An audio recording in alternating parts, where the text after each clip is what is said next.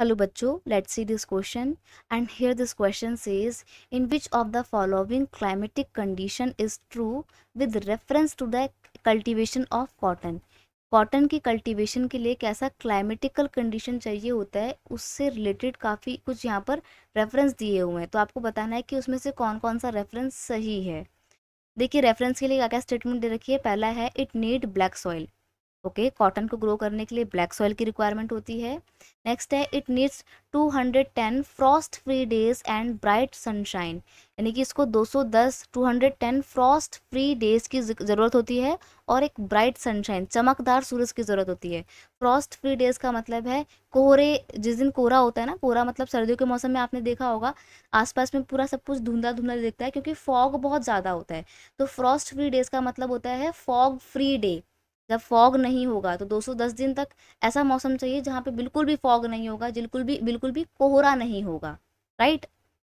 Next है it need 6 to 8 months to mature. और देखो कॉटन की फसल को ग्रो करने के लिए 6 से 8 महीने का समय लगता है। और नेक्स्ट आपका रिकमेंडेशन है, सॉरी नेक्स्ट रेफरेंस है it needs high temperature and high rainfall. इस कॉटन की क्रॉप को कल्टीवेट होने में हाई टेम्परेचर चाहिए, यानी कि ऊंचा तापमान चाहिए, गर्मी वाला मौसम चाहिए और लाइट रेनफॉल चाहिए। बारिश धीमी चाहिए लेकिन टेम्परेचर ज़्यादा चाहिए।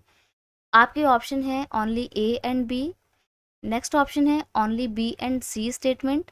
नेक्स्ट ऑप्शन है only C and D statement. और थर्ड सॉरी लास्ट ऑप्शन है option fourth, all the mention above, यानी कि जितने भी आपको यहाँ पर रेफरेंस दिए गए हैं चारों ए बी सी डी, ये चारों ही बिल्कुल सही हैं।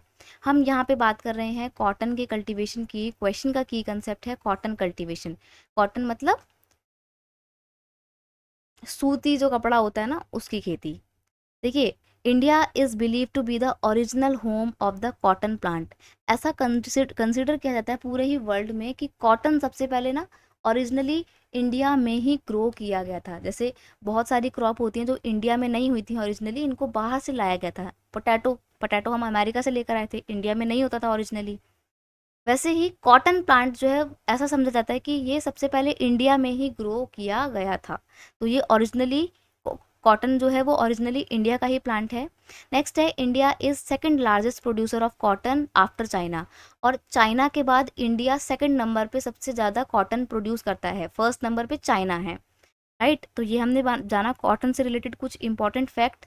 अब बात करें अगर उसके क्लाइमेट की, कि कैसा क्लाइमेट चाहिए होता है कॉटन को ग्रो करने के लिए, तो देखो ये बात बिल्कुल सही है कि ब्लैक सॉइल में ही कॉटन ग्रो करता है। क्यों? क्योंकि ब्लैक सॉइल ना मॉइस्चर वाली होती है, ये अपने अंदर पानी को, मॉइस्चर को टैप करके रख लेती है। और कॉटन की क्रॉप को ग्रो करने के लिए ना मॉइस्ट वाली मिट्टी चाहिए होती है। अदरवाइज मॉइस्ट मिट्टी नहीं है तो आपको फिर बार बार इरिगेशन करना पड़ेगा, आपकी मेहनत बढ़ेगी। इसलिए ब्लैक सॉइल पे कॉटन काफ़ी अच्छे से ग्रो हो जाती है। नेक्स्ट है कि इसको 210 210 Frost free days, fog free days या कोहरा रहित दिन चाहिए होते हैं और ब्राइट सनशाइन चमकदार सूरज चाहिए होता है। ये स्टेटमेंट भी आपकी बिल्कुल सही है, ये रिकमेंडेशन भी सही है बिल्कुल। आगे है it needs 6 to 8 months to mature. इसको ग्रो करने में पूरा 6 से 8 महीने लग जाते हैं, ये भी बिल्कुल सही रेफरेंस है। आगे है it needs high temperature and light rainfall. ये भी बिल्कुल सही है कि कॉटन को उगाने के लिए ना ऊंचा तापमान चाहिए। ऊंचा तापमान मतलब है बहुत ज़्यादा गर्मी वाला इन्वायरमेंट चाहिए और बारिश थोड़ी बहुत हल्की फुल्की बारिश चाहिए।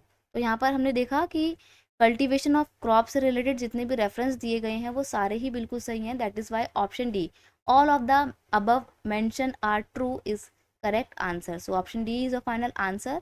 आई hope you understood it well. Best of luck.